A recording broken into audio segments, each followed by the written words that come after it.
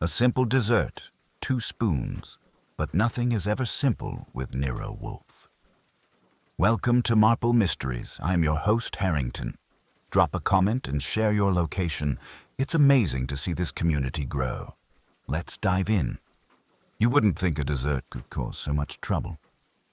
That was my first mistake. My second was assuming the man sitting across from me in the office, thin, nervous, wearing a jacket that had too many arguments with a coat hanger, was here to discuss dessert at all. The truth showed itself in the way he held his hat. Not just tight, but like it was the last thing standing between him and a fist he'd been waiting on for years. "You don't know me, Mr. Wolfe," he started, voice fluttering in the draft from the open window. "But I need you." Wolfe, 3/4, sunk into the chair that had known his shape better than any living relative, adjusted one eyelid 1/2 inch. For Wolfe, that's as much as a Broadway beau. His fingers were tented across his stomach. "Mr. Goodwin knows many people," Wolfe said. "I know fewer. Spare us the preamble." I shifted in my chair by the desk and gave the client my most benevolent grin, which has been known to melt school secretaries and cops with traffic tickets. He didn't melt. "My name is Charles Habershaw," he said. "I used to work, for Bracken and Sons, the law firm downtown. And someone is trying to break me." That earned a little something. Wolfe's index finger wagged, slowly, once. "You came to me. I sit here. You will elaborate." It came out in pieces. A catered luncheon last week at the firm, a tray of apple crumble that had been ordered special, and a mistake. Or maybe not a mistake. Habershaw had discovered, in front of 12 colleagues, that his portion came with 2 spoons. Not remarkable in itself, but the second spoon wasn't from the caterer. It was his. From home. Marked with a dent near the handle his wife had put in years ago when she dropped it on a tile floor. I raised an eyebrow. "So someone borrowed the family silver for lunch." "It was planted," he said hotly. And then, the next morning, a note left on my desk. Just one line, "You're finished." No signature. That was a horse of a different color, or at least one snorting louder.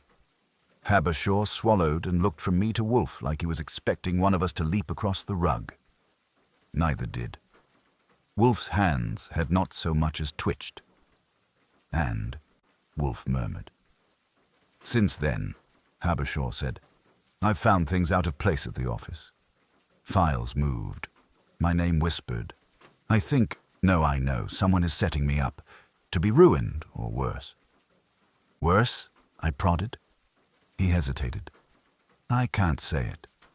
Not yet. Now, I've heard my share of oddball tales, but even I could admit this one had a certain aroma. Not of crime, exactly. More like mischief baked at too high a temperature." Wolfe, for his part, hadn't asked him to leave, which was as good as a signed contract in some circles. Wolfe finally opened both eyes. "Mr. Habershaw, if you expect me to rouse my faculties, you must tell me precisely what occurred before and after this apple crumble incident. Names, positions, enmities, everything." Habershaw nodded like a man who had just been given a reprieve from the gallows. "Yes, I brought notes. He fumbled with an envelope, spilling out sheets filled with cramped handwriting. I bent to gather them before they could scatter to Wolfe's orchids. "Archie," Wolfe said, "you will hear him out. Extract the sense, and tell me if it is worth our trouble." That was as far from dismissal as Wolfe ever got on a first pass. I tucked the papers into a neat stack and watched Habershaw mopping his forehead. A spoon, a crumble, a note. And now he was in Wolfe's office, stirring the air with his fear. I had the uneasy feeling dessert had just been promoted to a main course. Habershaw's notes were the kind of thing that could make a stenographer apply for a seafaring job. Dense, apologetic, and shaped like a man's conscience after a long winter. I got him talking while I sorted them, because a voice cleans up what handwriting ruins. He sat forward on the red leather, hat still in his hands like a nervous animal, and I put a pencil to paper to make him feel official. The luncheon was Thursday, he said. 12 of us. Partners, 2 clients, and me. I was there because I drafted the engagement letter for the Corliss account. Corliss, I repeated. First name? Marjorie. Widow. The firm is handling a trust dispute. Bracken put me on it as a test. That's a quaint word for throwing a man in the river to see if he floats, I told him. He winced. At the end of the luncheon, the dessert came. Apple crumble. They bring out plates, and on mine, 2 spoons. One was the caterer's. The other was mine from home. My wife swore when she saw the dent she put in 5 years ago. Someone had been in our house. Or you took your spoon out on a date, I said. Who had access to your home? No one, he said quickly, which is the beginner's answer. Unless we had painters on Monday, but still. Names, Wolfe said, eyelids at half-mast. He hadn't moved, but the air knew who owned it. Habershaw licked his lips. At the luncheon, Leonard Bracken, managing partner. His daughter Iris, also a partner. Mirabelle Kane, senior associate. Owen Lyle, my rival, I suppose. He wants the Corliss matter. Gus Prentice, office manager. 2 clients from Corliss Trust, a Mr. Venn and Ms. Riggs, and 3 other associates. Me, Patel, and Dugan. You omitted the caterer, Wolfe said. Rivington Patisserie. Fritz, who had been invisible and offended in the doorway, made a sound like a souffle losing hope. Rivington, he muttered, and withdrew. We were now a hair closer to war. After the spoons, I said, came the note. The note had been left on his desk the next morning, printed neatly. You're finished. No signature, no flourish. He'd shown it to no one. Files had gone wandering, he said, and a draft he'd left in a shared folder had reappeared with a paragraph flipped, making him look sloppy when Bracken opened it on a conference call.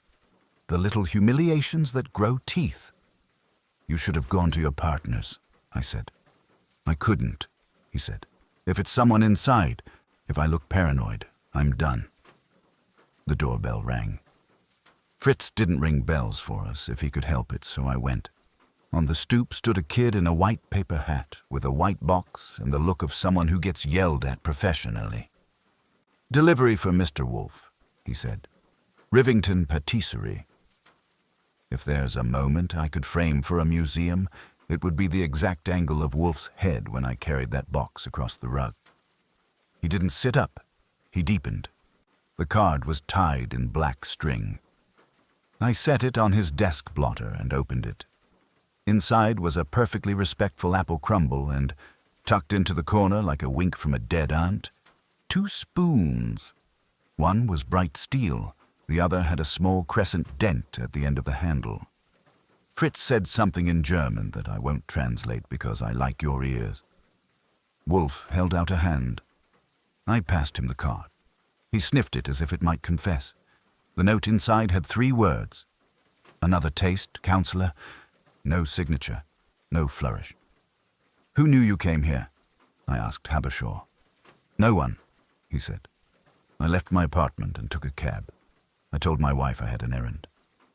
The man who brought the box, Wolfe murmured, will wait. Fritz had already taken care of that, because the kitchen has a policy about incoming threats. I fetched the kid, got the story. A woman ordered by phone gave the address as the Nero Wolfe brownstone, paid with a card, told him the box was for the fat man. She'd laughed. No, he didn't get a name. Yes, the spoons were in the box when the pastry chef sealed it. I took down the card digits and the timestamp, sent him away with a tip big enough to make him remember our faces and not the size of the man in the chair. Wolfe examined the dented spoon without touching it. Mr. Habershaw, he said, the trespass upon your home is intolerable. The trespass upon mine is impudent. I don't often conflate irritation with obligation, but this comes perilously close. If you've never seen Wolfe motivated, it looks exactly like Wolfe unmotivated, except the air pressure changes. I could feel the barometer fall behind my ears. "Archie," he said, "call Mr. Bracken.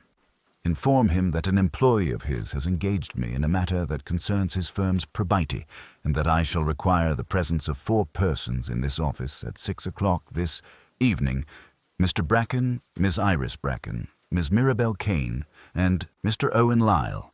If they decline, tell him I will forward the delivery we have received to the district attorney with an accompanying narrative." "Neat," I said. "You're skipping pleasantries." "I'm compressed," he said. I made the calls. Bracken's secretary was a gate in ironwork, but iron melts on money and panic. When she understood what I wasn't saying about the district attorney, a line clicked and a voice come on, deep, slicked with 10,000 billable hours. Bracken didn't bluster. He asked for the time, repeated the names, said he would be there.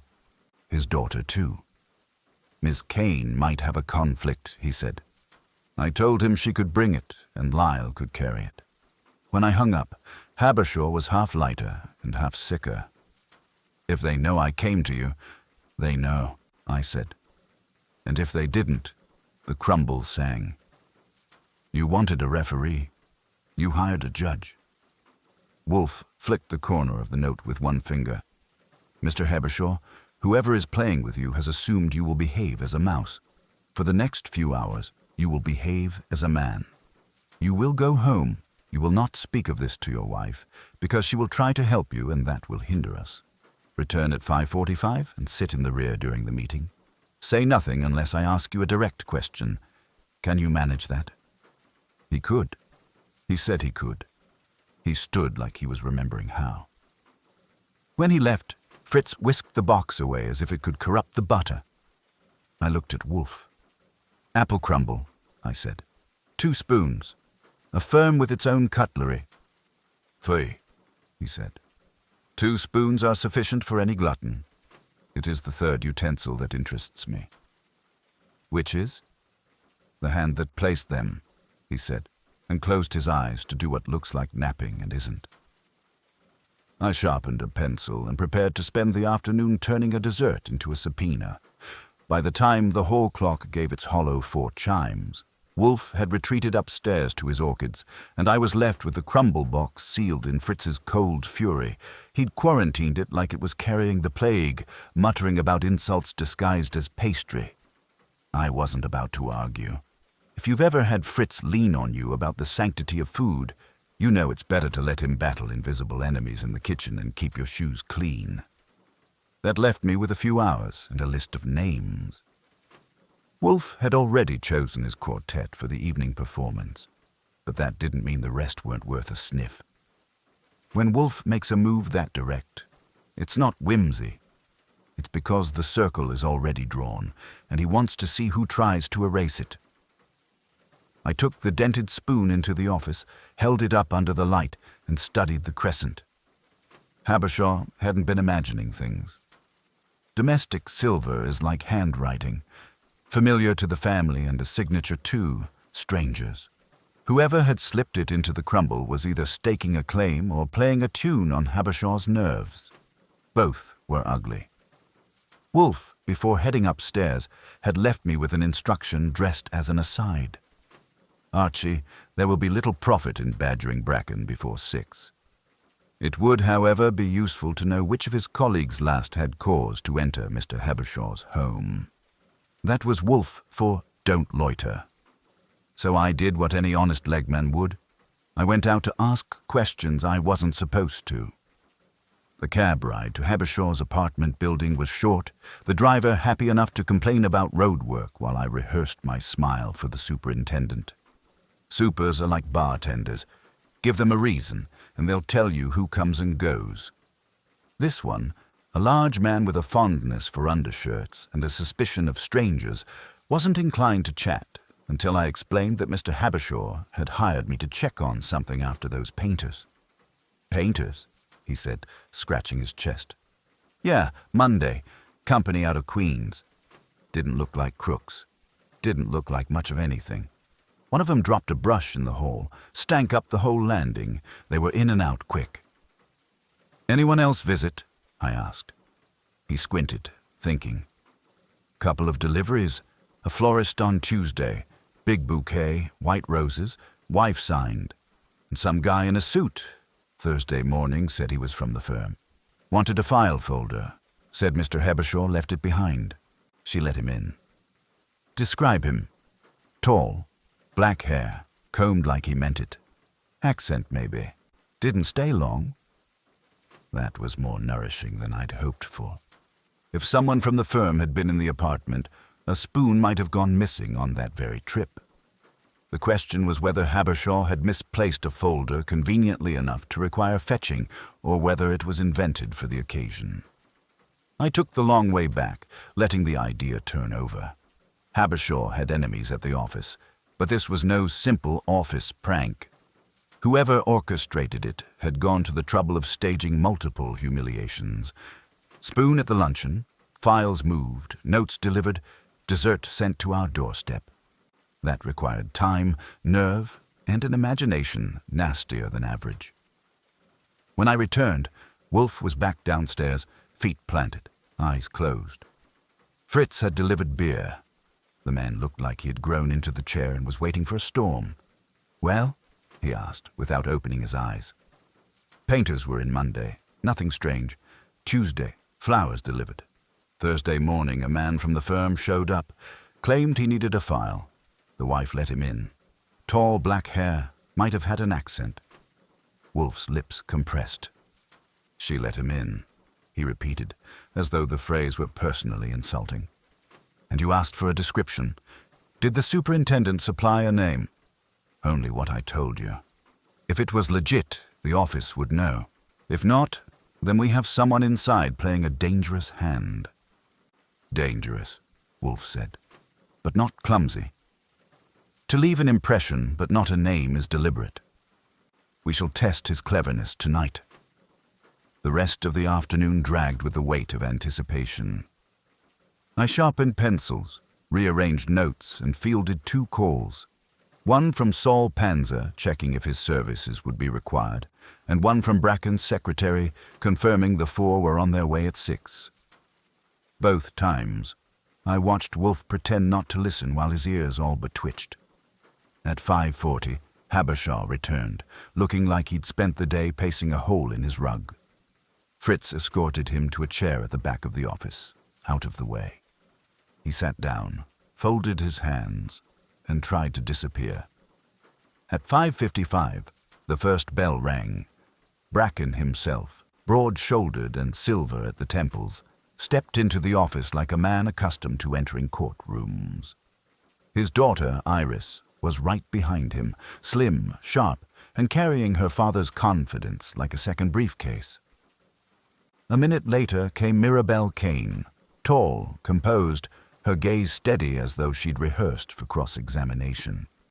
And last, Owen Lyle, who looked young enough to still be polishing apples for professors, but with the hungry grin of a man who'd already decided what corner office he deserved.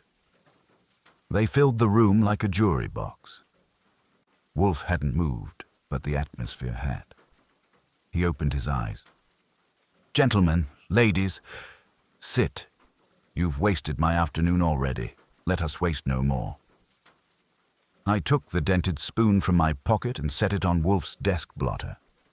4 pairs of eyes followed it, and in that silence, I could almost hear the crack where the case would split. Bracken didn't ask permission to speak. He took it. Mr. Wolfe, I'm here as a courtesy. You said this concerns my firm's probity. Say what you mean. Wolfe's gaze dropped to the spoon as if it were a witness with perjured instincts. Very well. Someone at your firm, or with intimate access to it and to Mr. Habershaw's apartment, has engaged in a campaign designed to unseat him from the Corliss matter and, failing that, to destroy his standing. The acts are theatrical but not random. They culminated so far, in a confection delivered to this address with a private joke tucked inside it. Mirabel Kane's eyes flicked to the spoon and back. Owen Lyle didn't bother to hide his smirk, the kind of expression young men cultivate when they think experience is a handicap. Iris Bracken sat forward a degree, attentive without giving ground. Her father folded his hands. "What has any of this to do with us?" Bracken asked. "The luncheon was yours," Wolfe said. "The spoon was Mr. Habershaw's, from his home. The note was left on his desk. A man from your firm called at his apartment Thursday morning for a forgotten file. Which of you arranged that errand?" "Not I," Iris said, level. "I spent Thursday morning in chambers with Justice Bledsoe. I can have his clerk confirm it." Mirabel. "Trial prep, 8 to 11, with 2 associates. Venn's deposition, they can attest." Lyle. "I was at 60 Center, filing a motion." "Ask the clerk." His tone said, "I dare you." Bracken took longer. "Thursday morning I had a prospective client breakfast at the Union League. After, I met with a partner from Elliott and Darnell. My schedule is there if you need your man to admire it." "You all keep admirable hours," Wolfe murmured. "Yet a man went to Mr. Habershaw's home and persuaded his wife to admit him. Tall, black hair, possibly an accent. Miss Kane." "My hair is brown," she said dryly. "And when I have an accent, it's on cross." Mr. Lyle. "I don't need to borrow files by lying at doors," he said. "If Charlie forgets something, he brings it to me because I'll use it properly." He showed teeth when he smiled. It didn't improve him. "Who signs out your firm's expense card?" I put in. "The one used to pay Rivington Patisserie today for the box addressed to Mr. Wolfe?" That disturbed the surface. Bracken's head turned toward me. Iris's mouth tightened. Mirabel was the only one who didn't move. "We have several expense cards," Iris said. "Office manager handles distribution."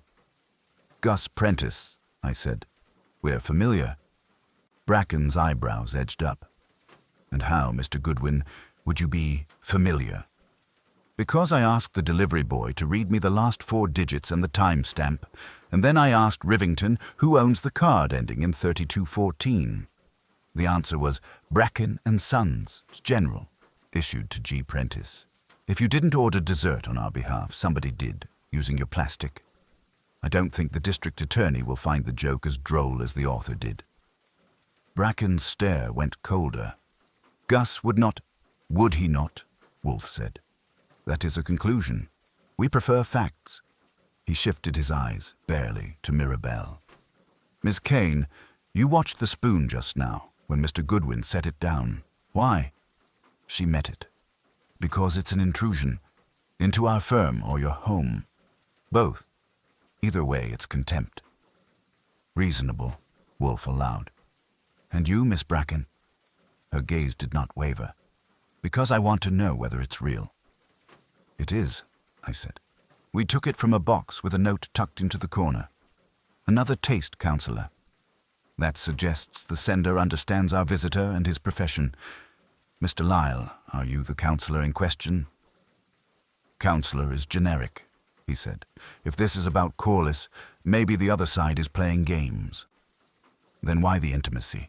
Wolfe asked. "If a stranger wishes to unnerve, he chooses ambiguity. This was personal. The spoon was taken from a private home. The delivery was to a private address, mine. Someone is taking pains to perform proximity." Fritz entered silently with a tray and set 5 coffee cups on the table between us. Wolfe never drinks coffee at 5:45, but he let the tableau stand. No spoons. Lyle's eyes darted toward the blotter as if expecting sugar.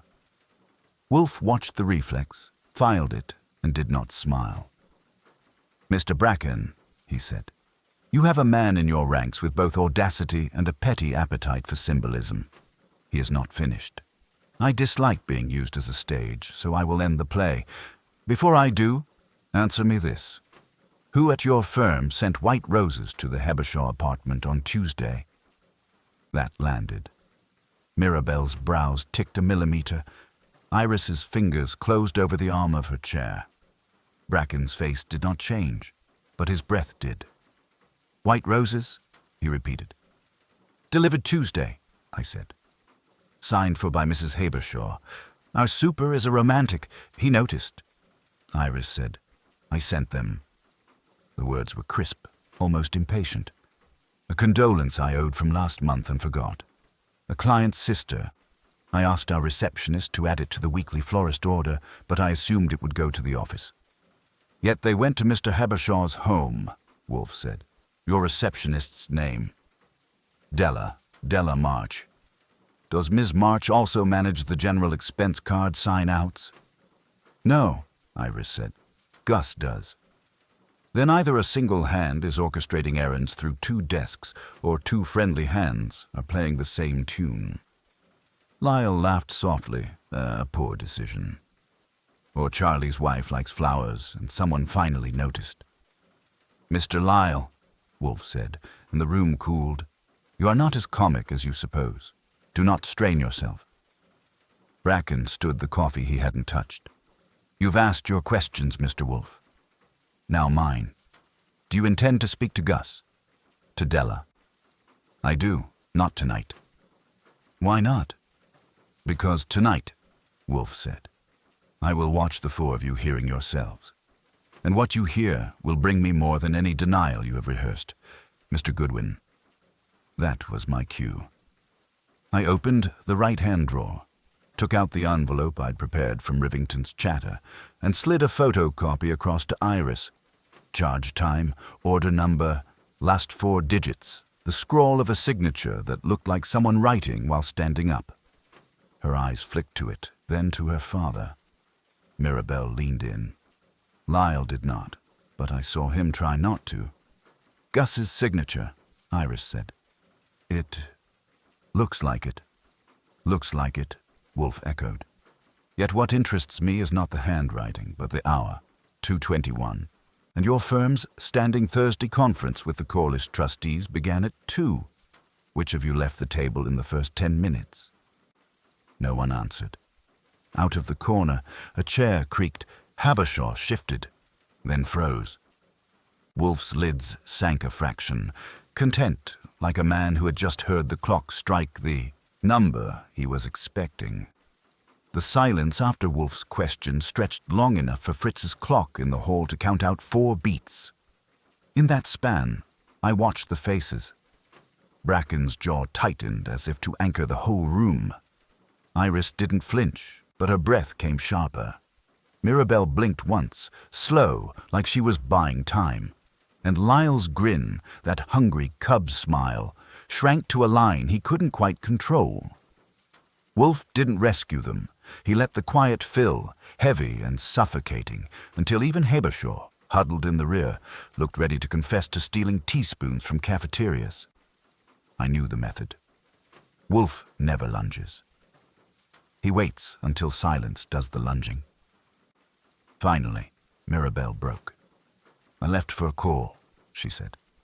Her voice was steady, but her eyes darted once toward Bracken. "It was with a witness. Brief. I was out 5 minutes." "And you returned?" Wolfe asked, as though the phrase itself was a trap. "Yes, the trustees can confirm." Bracken cleared his throat. "I stepped out as well. A bathroom visit. If we're cataloging bodily necessities, we'll be here all night." 2 left, Wolfe murmured. 2 remained. "Miss Bracken?" "I was there the entire session," she said. "I took the minutes." "Mr. Lyle," he spread his hands. "Stayed put. If Charlie doesn't believe me, he can ask Venn or Riggs. They were staring at me most of the time anyway." That got a laugh from no one. Wolfe drew in a long breath, then exhaled through his nose. "Mr. Goodwin, note, 2 absent at the crucial time. That narrows the channel through which a card might be borrowed, misused, or, if I may be blunt, wielded as a weapon." I made the note, though I already knew Wolfe had it filed in his school. Mirabelle sat straighter. "If you're implying I ordered that box, you're wrong." "Implying?" Wolfe's lids lifted a millimeter. I imply nothing. I collect. The implications are yours. Bracken leaned forward, his patience thinning.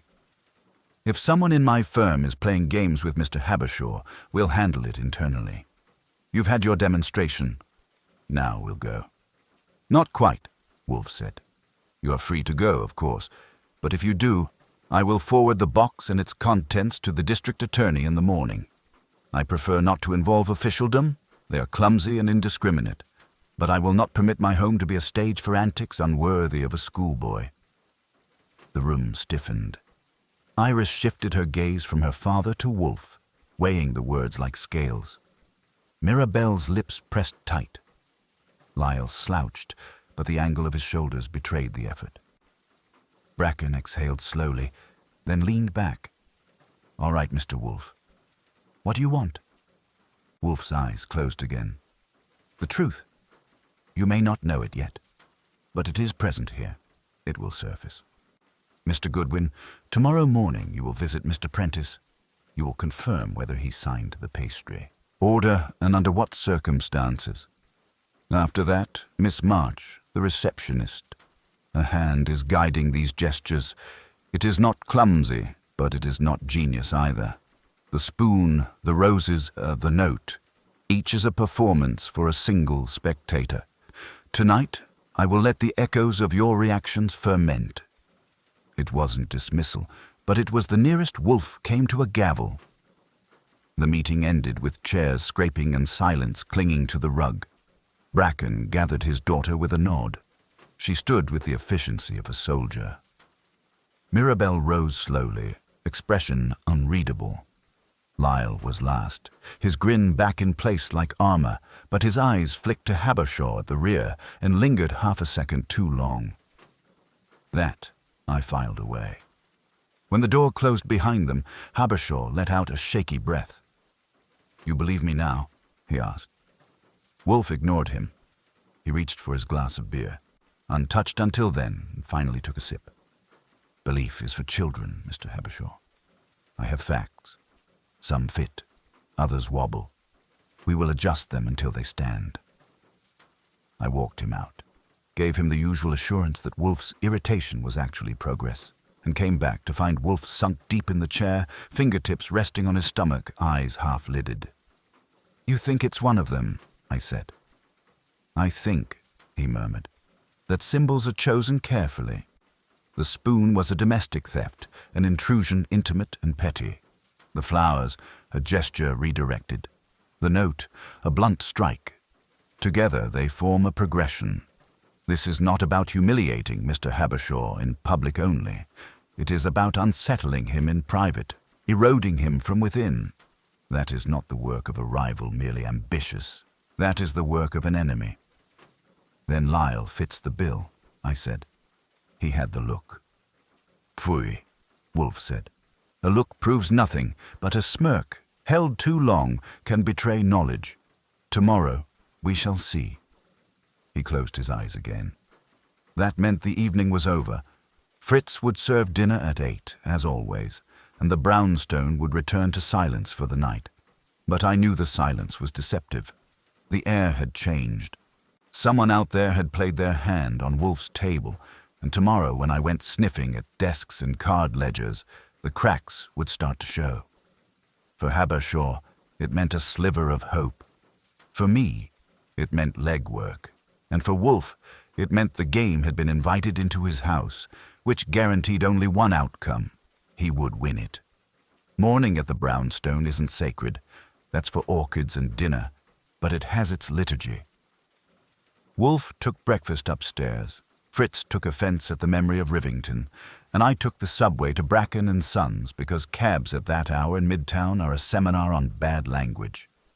I had 2 stops on my list, Gus Prentice, who babysat the firm's plastic, and Della March, the receptionist whose flower funneling had sent roses to the wrong address with the right effect.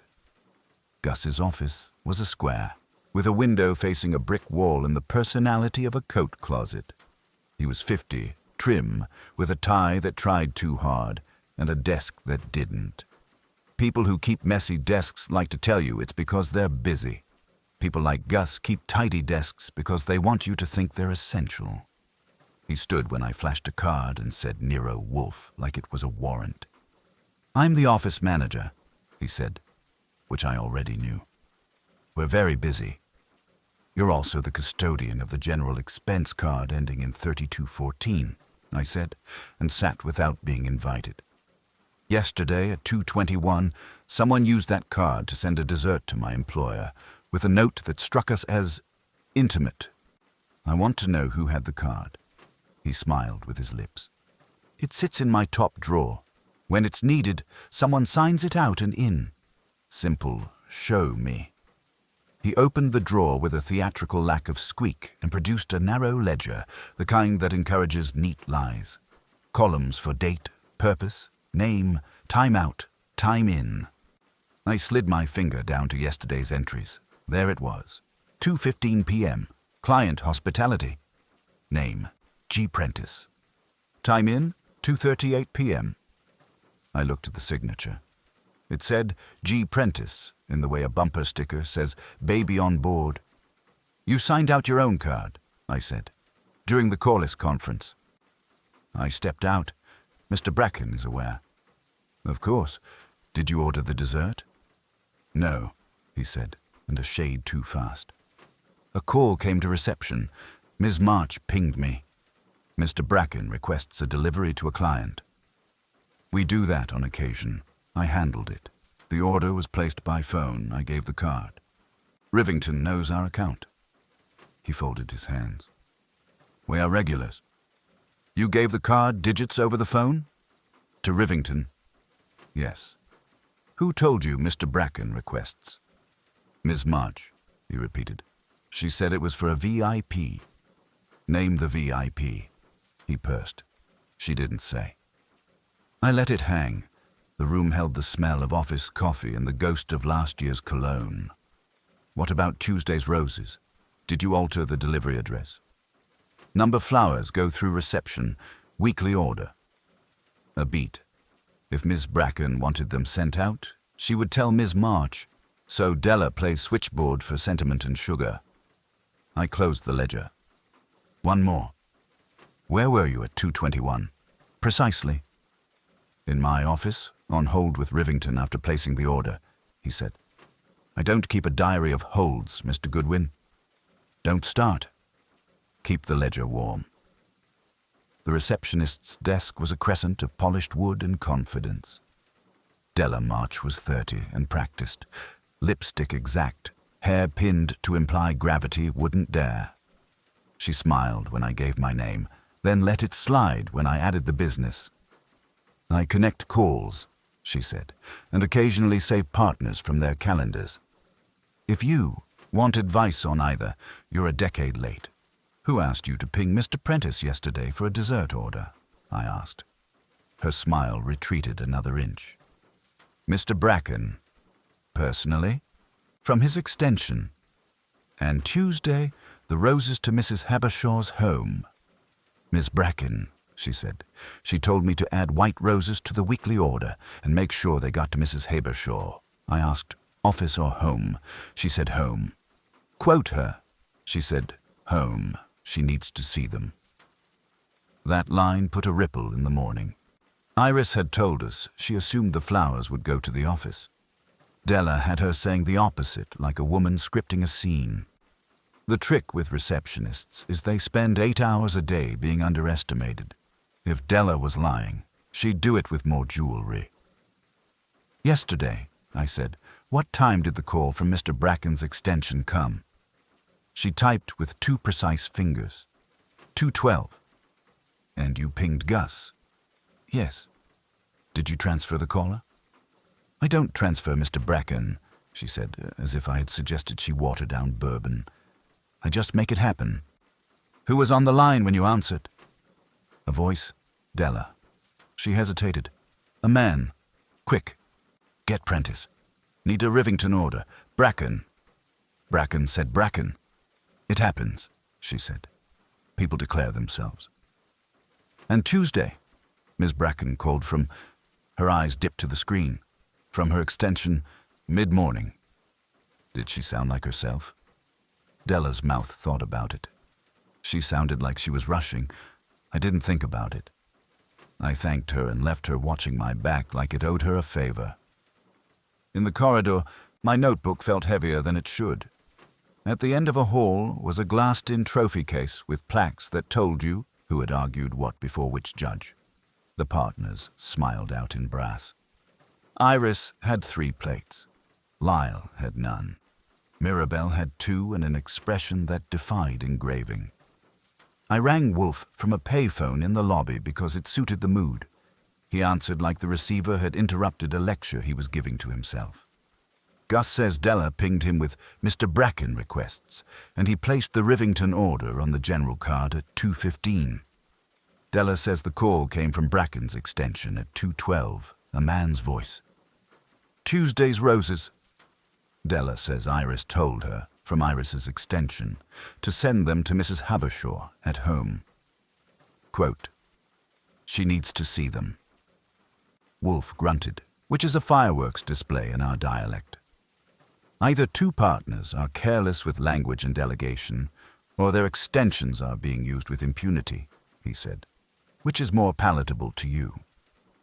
Extensions don't wander alone, I said. People do. Just so. Return. Bring Mr. Prentice's ledger if you can pry it loose without breaking your fingers. I didn't pry. I borrowed. Gus was out, handling a facilities matter, and his drawer didn't lock. I slid the ledger into my folio and left a note that it was on loan to Mr. Goodwin for audit, because audacity reads as authority if your pen moves fast. By the time I hit the street, the sky had turned the color of old nickel and the wind was combing First Avenue the wrong way. I took the subway back with the ledger warm against my ribs, thinking about a man's voice on Bracken's line and a woman's order from Iris's desk. If someone was playing telephone in that office, he or she had hands on the switchboard of more than phones. The spoon, the flowers, the note, the pastry, each gesture wore the same fingertip, not loud, but precise, always intimate, always just inside the line where policy ends and familiarity begins. When I stepped into the brownstone, Fritz met me in the hall with the look he keeps for insolent poultry. The spice rack, he said low, has been adjusted, which in this house is tantamount to a flung gauntlet. I followed him to the kitchen, where a jar of telecherry peppercorns had been shifted 1 inch left. Only one. Wolfe doesn't believe in omens. He believes in hands. Someone was still sending messages, and this one, moved inside our walls, said the next play would be made closer than any of us liked. Fritz didn't touch the jar again. He stood with his hands at his sides as if any movement would be an admission. On the shelf, the telecherry peppercorns had edged left just enough to offend geometry. It was the kind of adjustment a stranger wouldn't think to make and a friend wouldn't dare. Who was in here? I asked. No one, he said, which in Fritz's grammar meant 2 someones at most. He took a breath. The fishmonger called about the halibut. I was on the telephone for 3 minutes, then ice, 2 blocks from the cellar. I bolted the back door again as always. Mr. Goodwin, I'm not careless. Who had a key? I said. His nostrils flared. No one has my key. The back door bolt wore the neat sheen of a man who polishes what the world doesn't deserve. It was thrown. The window was latched. On the sill, a crescent of dust had been disturbed, no larger than a thumbprint. I bent, sniffed, and got cinnamon when I should have got nothing at all. Fritz caught it too, and shut his eyes as if insult had become an odor. I took the stairs 2 at a time and found Wolfe in the office where I had left him, a book open and unconsulted. He looked at my face and closed it without a marker. Well, someone came a whisper into the kitchen and put a finger on our pepper, I said. No signs, no scratches. Cinnamon on the sill. Cinnamon, he repeated, as if the spice had promoted itself. And this, I said, dropping the ledger on his desk. Gus's dance card. Yesterday, 2:15, he signs out the general card. 2:38, he signs it back in. Della swears the call that's set. Him moving came from Bracken's extension at 2:12. A male voice. Tuesday's roses, she says, came on Iris's direct order from Iris's phone. Home. She needs to see them. Which contradicts what Iris told us last night, unless Iris tells reception one thing and us another. Wolfe laid the flat of his hand on the ledger as if it were warm. Either the receptionist is lying with poise, or someone has made a habit of wearing other people's extensions. The latter appeals. A mimic with access and a taste for choreography. He turned his head a fraction toward the kitchen. And now he has put a fingertip on my house. A flourish, same hand. The same mind, he said. The same cheap intimacy. I rang Saul. He didn't ask for a sermon. He asked for a sidewalk. I gave him ours and Bracken's. Watch who watches, I told him, and he grunted approval. Fred Durkin got the firm's lobby with instructions to loiter like a potted plant and note who watered him. Ori Cather got the block behind the brownstone with orders to love our alley as if it had money in it. When you feel a presence in your kitchen, you put ears on the doors. While I worked the calls, Fritz stood in the office doorway, looking smaller than a man in charge of dinner should. There is also this, he said, and extended a square of paper on the end of a wooden spoon so he wouldn't smudge it. It was a scrap torn from the corner of a printed order slip. Rivington Patisserie. On the blank side, 3 words in tidy block letters. Season to taste. Wolfe did not touch it. He looked at it until the paper became aware of itself. Put it on the mantel, he said to me. We'll refrain from seasoning until I decide whose taste is in question. I set the note where he indicated. He'd shut his eyes again, but I knew better than to mistake that for repose. The cinnamon, he said, is deliberate. There is no cinnamon near that window. Fritz does not keep pastry perfumes with peppers. Our visitor brought it to be noticed.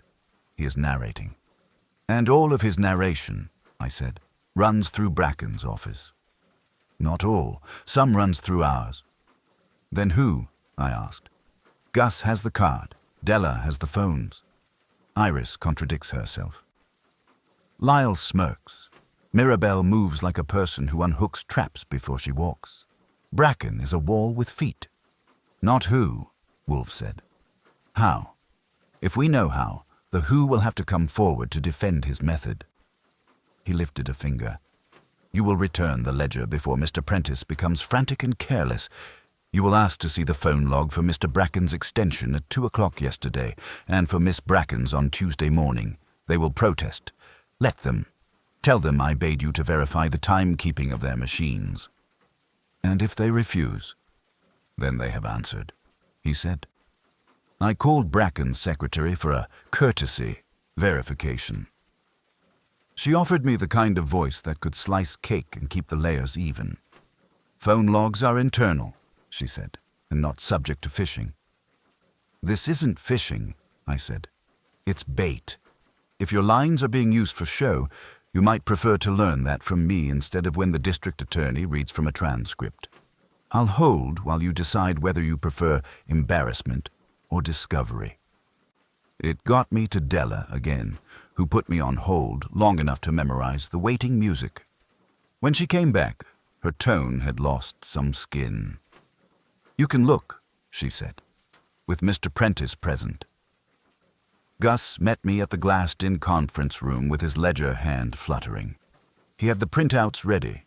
2 pages, yesterday's call log for Bracken's line and Tuesday's for Iris's. At 2:12 p.m., Bracken's extension had placed an internal call to reception that lasted 16 seconds. At the same minute, a second call had rung to Iris's office and gone unanswered. Tuesday at 10:06 a.m., Iris's extension had rung reception for 23 seconds. Both showed originating terminals. Both could have been dialed by any finger inside those rooms. Locks, I said. Gus blinked. Locks? On doors? On phones?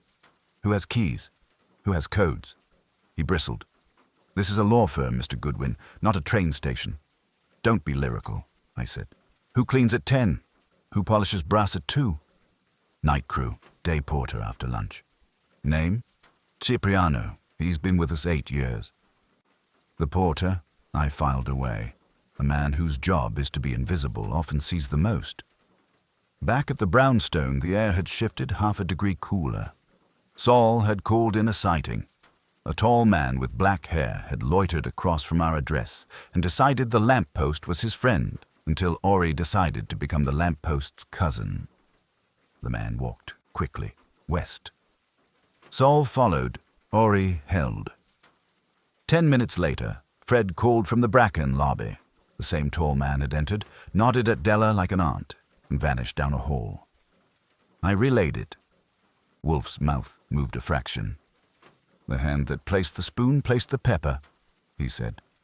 "And now it wishes to be seen, because it believes we can't separate boldness from license. Archie, bring Mr. Habershaw at 6. We will invite our visitor to season one more dish." "Which dish?" He opened his eyes. "His own." At 6 on the dot, the brownstone collected people the way a tide collects driftwood, quietly and with a certain inevitability. Habershaw arrived with the posture of a man determined not to fold. Saul came in next, gave me a nod that said our tall friend hadn't evaporated into thin air. 15 minutes later, the bell rang again, and our driftwood turned useful. Gus Prentice went stiff at the threshold like he'd been subpoenaed by the carpet. Della March followed, immaculate as a signature. Behind them, a man stepped in whom most officers would never notice until a wastebasket overflowed. Tall, black hair combed like it owed him money, eyes a cool dark that missed nothing. He carried himself with the resignation of a man always told to wait outside. Fred and Ori bracketed the hall behind him like bookends. "Mr. Rullo," I said, because Saul had telephoned the name en route. "Cipriano Rullo, day porter." He nodded once, neutrally. He didn't look afraid. He looked like a man about to be asked to move a filing cabinet. Wolfe did not waste ceremony. He let them arrange themselves before the desk and then glanced toward Fritz, who stood sentry at the door to the hall as if anyone might try to redecorate under his nose.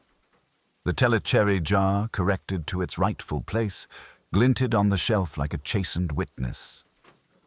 "Good evening," Wolfe said. "We will make brief work of tedium.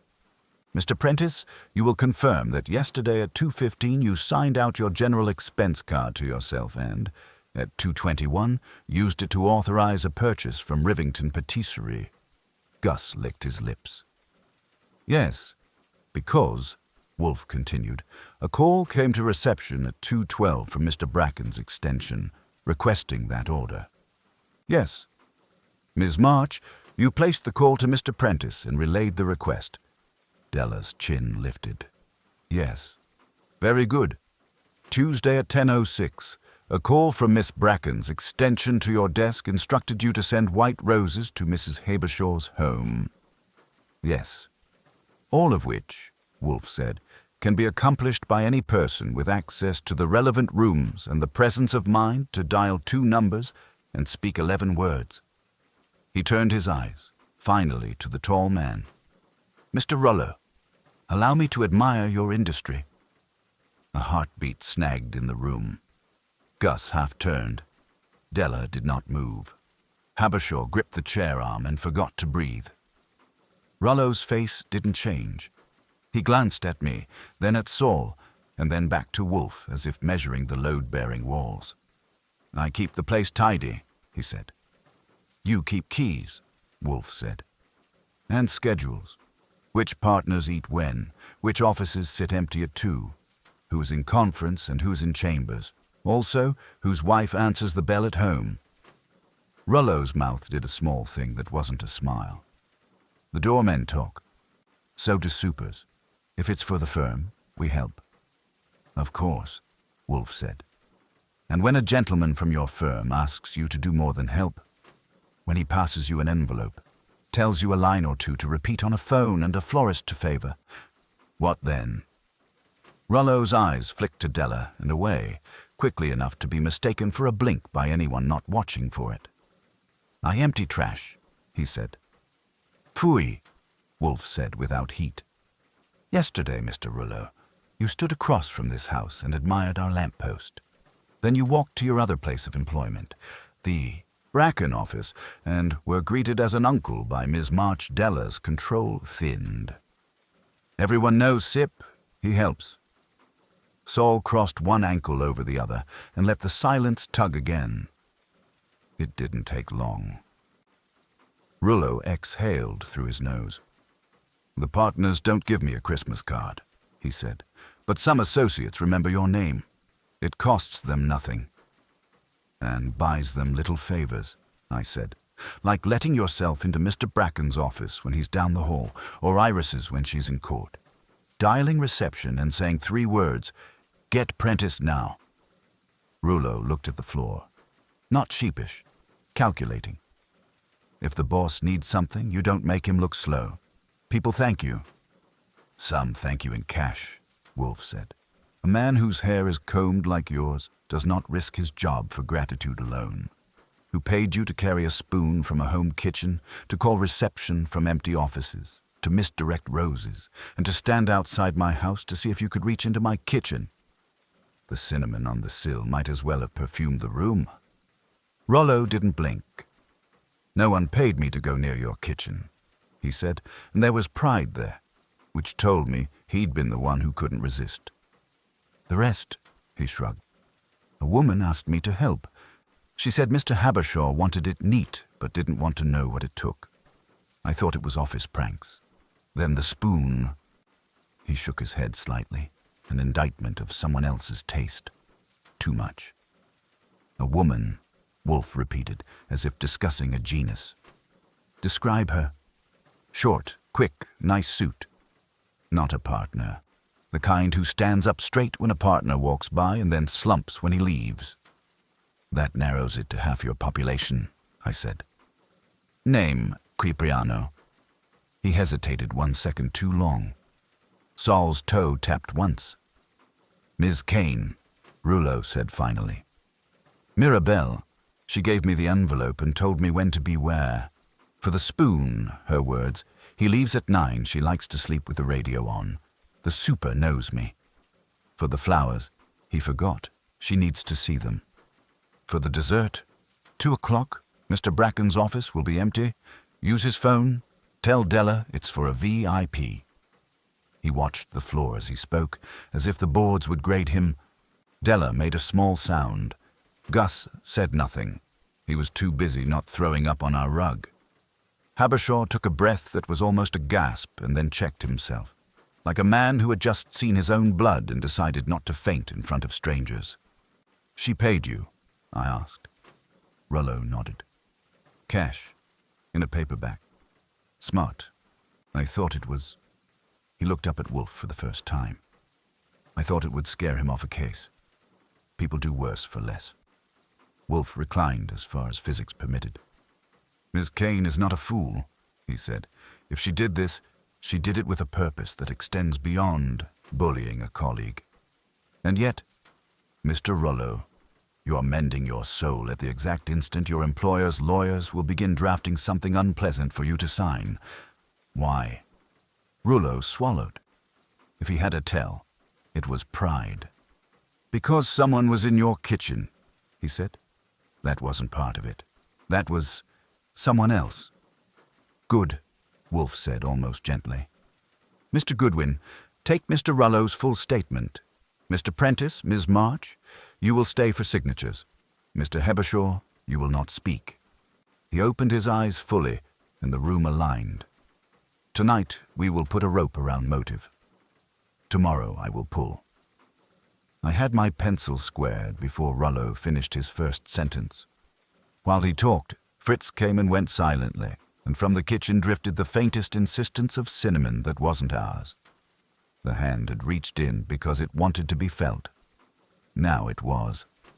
And whoever had found that 2-inch shift on our spice shelf amusing had also made a mistake. He'd made it in Wolfe's house. Rollo's statement filled 3 sheets, neat with names, times, and the kind of details men remember when they've been invisible too long. I had him initial every margin. Della and Gus signed as witnesses, their pens scratching like mice in the quiet. When I was done, Wolfe nodded at Saul, who drifted with Rollo to the hall for a word that wasn't mine to hear. Della asked if she could go. Wolfe told her to wait. It wasn't a punishment. It was gravity. When the papers were squared and the witnesses had discovered that our rug did not open into an exit, Wolfe spoke to Habershaw for the first time since the room had filled. "Mr. Habershaw, if you are tempted to feel vindicated, resist it. What we have is a trail of gestures, not intent. Motive is the only solvent strong enough to separate idiot malice from design." He turned to Della. "Ms. March, consider this an indulgence. Did Ms. Kane ask you, personally at any time, to route calls, mislabel a delivery, or misdirect flowers?" "No," she said, steady again. "Mirabelle keeps her own house." "Then why," I asked, "did you greet Mr. Rollo like a nephew?" Della flicked me a look that would have improved the tone of most police stations. "Because he saves us an hour a day. He knows which copier is dying, which partner can't find his glasses, which client is about to fire us. Good offices have two engines, the docket and the people who make sure the docket happens." Gus found his voice. "We should call Mr. Bracken," he said to no one brave enough to agree. "You will do nothing," Wolfe said. "Not yet. I require one more humiliation before we proceed." He inclined his head to me. "Archie, you will escort Ms. March and Mr. Prentice back. On the way, stop at Rivington. Ask who placed the second order this week for apple crumble, the one addressed to me. If the chef remembers a voice or habit, we want it." He looked at Saul. "Mr. Panzer, you will shadow Ms. Kane until she arrives at a place where conversation is possible without ceremony.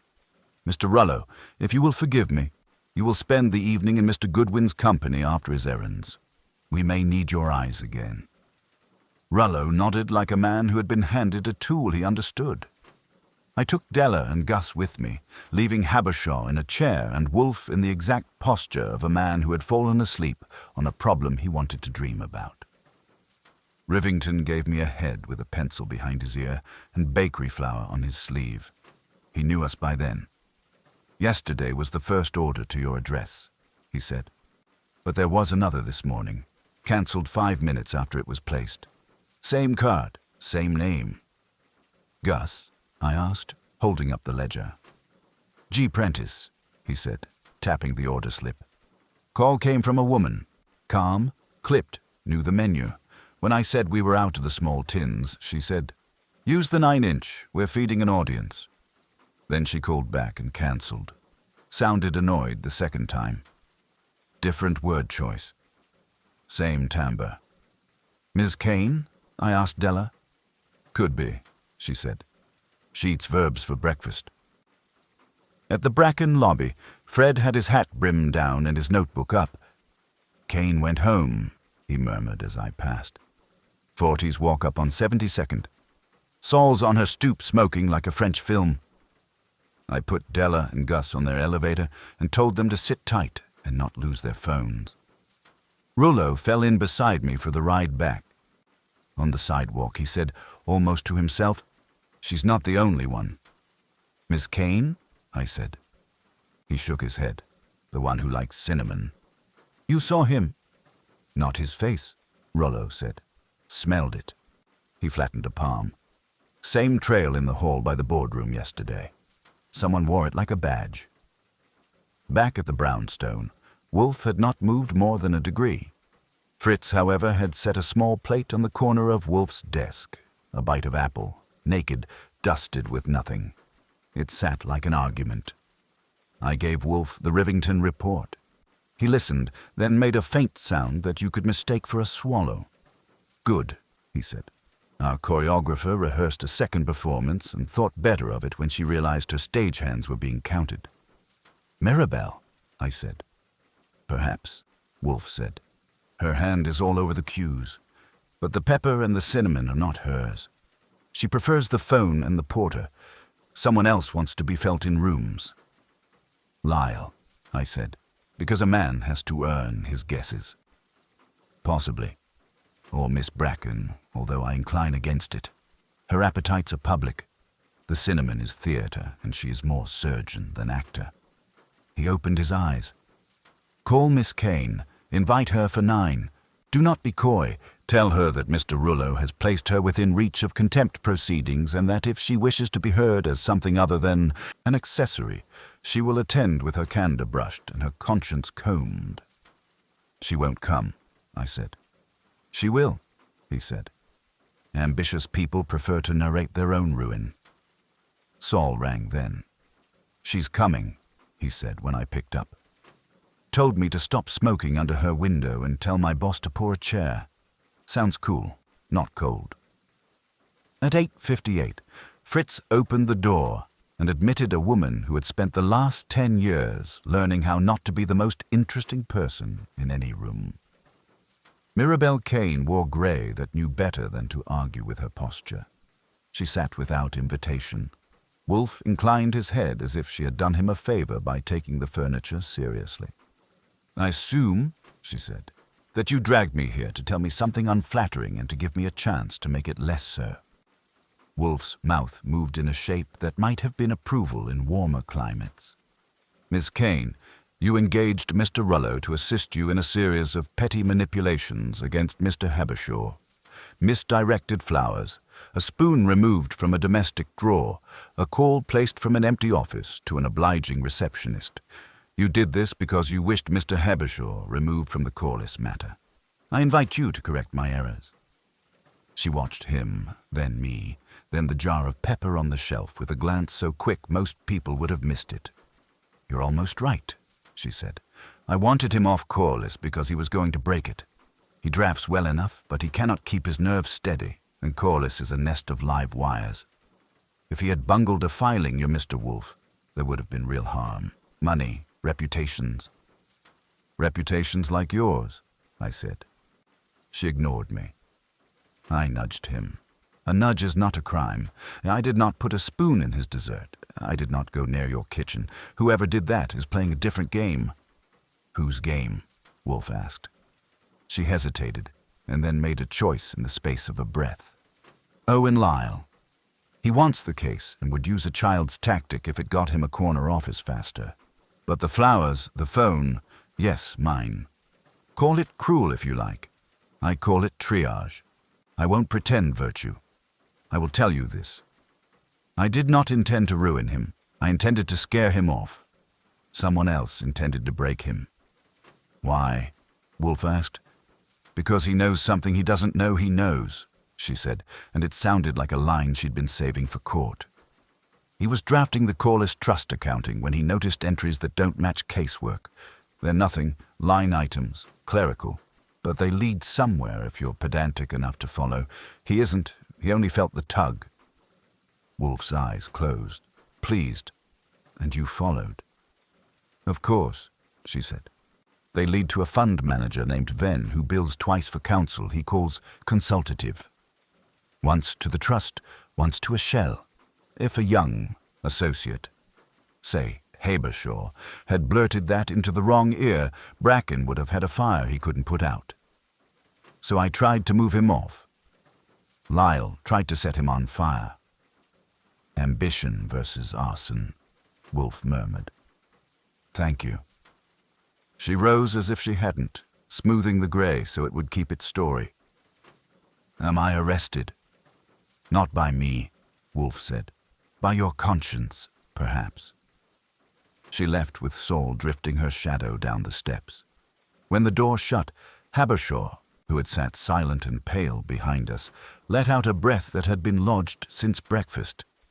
So, I said, Lyle for the heat, Mirabelle for the breeze. And the cinnamon? Wolfe opened his eyes. The cinnamon is vanity. Tomorrow at 10, invite Mr. Bracken, Miss Bracken, Miss Kane, Mr. Lyle, Mr. Prentice, Miss March, Mr. Rullo, Mr. Venn, and Miss Riggs. And bring a crumble, one we will season ourselves. At the end of it, I will return a spoon and an accusation. He reached for the plate Fritz had left and pinched the naked bite of apple between finger and thumb. "Archie," he said, "tell Fritz to dust it with cinnamon." He looked at me, and the corner of his mouth changed by the width of a hair. Let us see who smiles. At 10 the next morning, the brownstone resembled a courtroom designed by a man who despised motion. Wolfe's office was set for a performance. Chairs aligned in 2 rows, the desk cleared except for the dented spoon, the scrap of Rivington's order slip, and a plate Fritz had prepared, a modest square of apple crumble, untouched, dusted with cinnamon. They came, one after another, ushered by me with the flair of a maitre d' in a storm. Bracken, silvered and stiff. Iris, eyes cool and ready. Mirabelle Kane, grey suit sharper than her patience. Lyle, smirk polished back into place. Gus and Della, both trying to shrink. Rollo, tall and resigned. And finally Venn and Riggs, the trustees, bewildered but not immune to the tension. Habershaw came last, shoulders drawn but chin high. When they were settled, Wolfe shifted in his chair just enough to prove he was awake. "Ladies, gentlemen, I do not enjoy company, but when my house is disturbed, I require its cause to be carried here and examined. What you have brought me is a concatenation of tricks, petty, vicious, and juvenile. They required no brilliance, only access and impunity, but they serve as veil, not substance. The substance is theft." That word changed the air. Bracken's hand twitched on the armrest, Iris's mouth compressed. Mirabelle Kane's gaze did not move, though her jaw set. Lyle tried for indifference, but didn't have the muscle. Mr. Habershaw, Wolfe continued, noticed discrepancies in the Corliss Trust accounting. He did not pursue them. He lacks either the instinct or the courage. But he noticed. The entries point to duplications, charges for consultative services billed twice. Once to the trust, once to a shell. The beneficiary, Mr. Venn, who has treated the trust as his private quarry. Venn jolted forward. "That's absurd."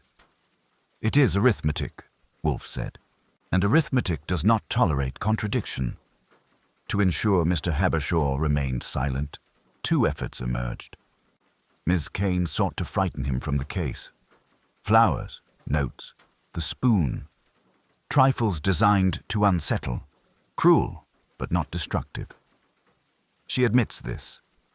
Mr. Lyle, meanwhile, sought to destroy him outright because Lyle desired the case and lacked the patience for subtlety.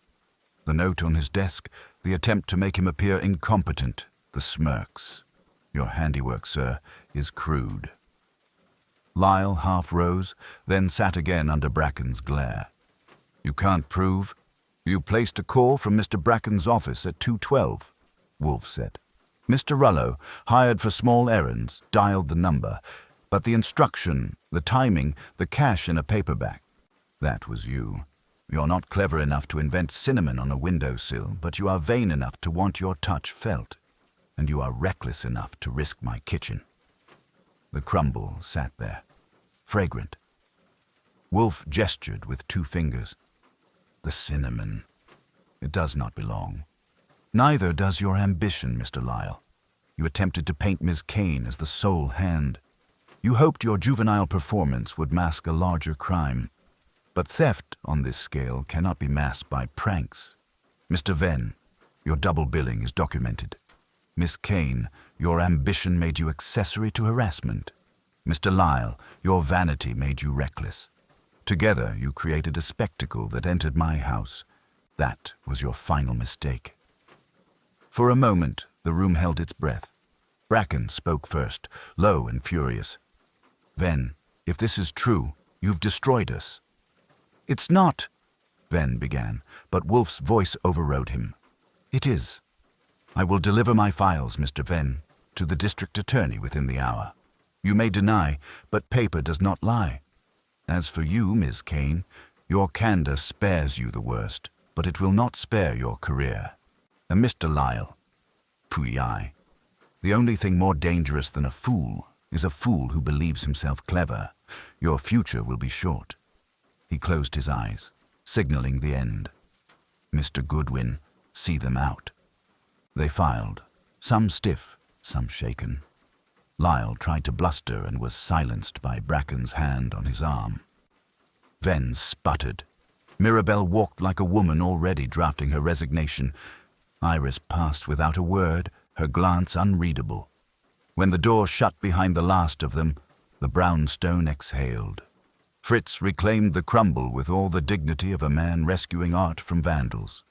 Habershaw stood awkwardly in the corner. "I don't know what to say," he muttered. "Say nothing," Wolfe told him. "Your silence has been your only virtue in this affair.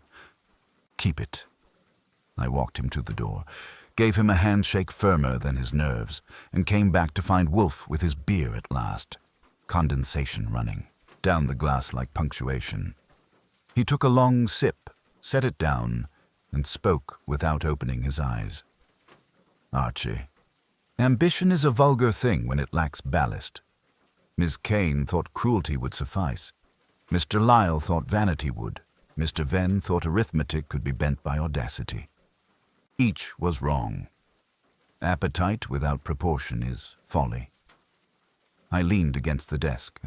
And what about Habershaw? "A mouse," Wolfe said, "but a mouse with the fortune of being noticed by the cat." Dinner was called. The orchids waited upstairs, and the brownstone, after its trespasses, folded itself back into silence. I closed the office door behind me and said what was left to be said. "Well," I told the room, "next time someone offers us apple crumble, let's hope it comes with one spoon."